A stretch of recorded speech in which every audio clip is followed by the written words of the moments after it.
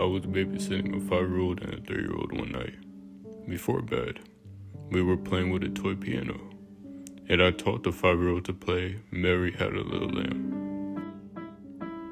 Later, I was reading them a bedtime story on the top bunk of their bunk beds. While I was reading, we heard the toy piano playing Mary Had a Little Lamb. The boys both looked at me and asked who was playing the piano. I didn't know what to say. I stayed in the top bunk, reading books until I heard their parents come home. To this day, I wonder who was playing the piano. That house was either haunted or someone was there with us. When my mom was in her 20s, she and a friend decided to go to a psychic, just for fun. The psychic told her friend that soon she would have more money than she could ever imagine, but it would cost her everything. A month later, she nearly died in a gas explosion at her apartment. She was burned on more than 70% of her body and received millions of dollars from the city because they didn't know about the gas leak and didn't bother to fix it.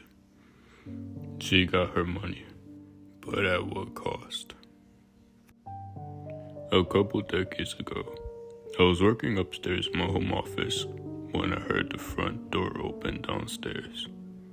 And my older brother, who lived 4 hours away, whom I was not expecting, announced his arrival with a hello in a manner that was distinctive to him.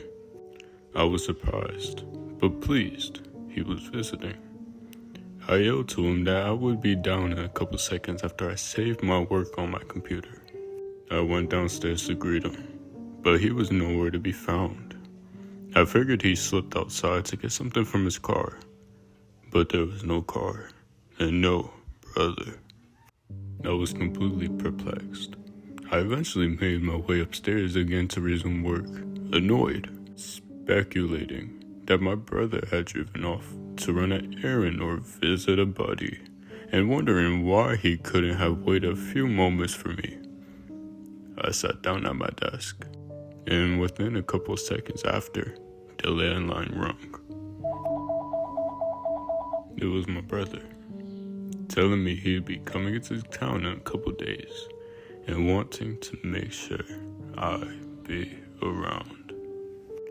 I absolutely thought he was pranking me, but after maybe 10 minutes of grilling him, making him hang up, and him calling at his home number, I finally accepted that he was, indeed, at his home, hours away.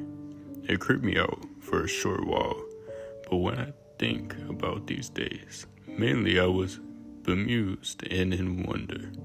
I like believing I have some sort of paranormal experience, or whatever it might be called. My family had moved to my grandma's friend's house while our current house was being built. It was an old house. My sister and I had a room with one bed, so we shared it that night. My parents' room was on the other side of the wall, and our beds were both against the same wall.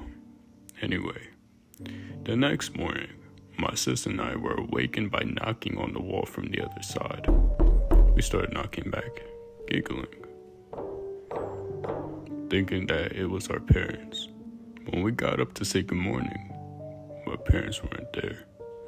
I texted them to ask where they are, and they were in the next town over at the grocery store. When they got back, my sister and I told them about the knocking. They told us that recently, a neighbor of my grandma's friend's family had died not too long ago before we moved in. They had a picture on the fridge in the hallway leading to the bedrooms. KUSA. I am a building constructor. I bought a lot with a small house and 2 small ramshackle buildings on it. I had to tear all 3 buildings down in order to build a new house. I was smashing the house down with a bulldozer and my assistant was loading the debris into a dumpster when, in my peripheral vision, I saw an old lady in a granny dress with a bonnet and a stick in her hand, yelling, "What are you doing to my house?" I stopped, turned off my dozer, and went around to tell the woman not to come behind me like that, as I could have run her over, but there was nobody there. I told the next door neighbor about it, and he said the elderly lady with that description used to live there, but she died 10 years previously.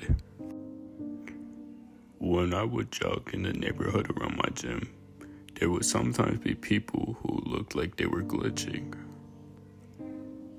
They would walk and not go anywhere, but as I got closer, they would walk forward. One time, someone turned the corner after glitching and disappeared. I had a clear view of the street, and there was no driveways they could gone into. Another time, there was a long driveway next to my gym, and there was someone glitching again. When I looked for them, literally a minute later, they disappeared. This happened at least 3 times. It was so freaky. I was alone in this old farmhouse outside of town. My husband was working about 4 hours away at this time, so I was used to being alone at this house by myself. It was a stormy night with lots of howling wind. Out of nowhere, I heard an old Americana song in the kitchen, like a Stephen Foster vibe, something similar to "Oh Susanna." I searched everywhere. The sound was louder in the kitchen. I checked my phone, but it wasn't there. I went outside, but all I could hear it was the whoosh of the wind.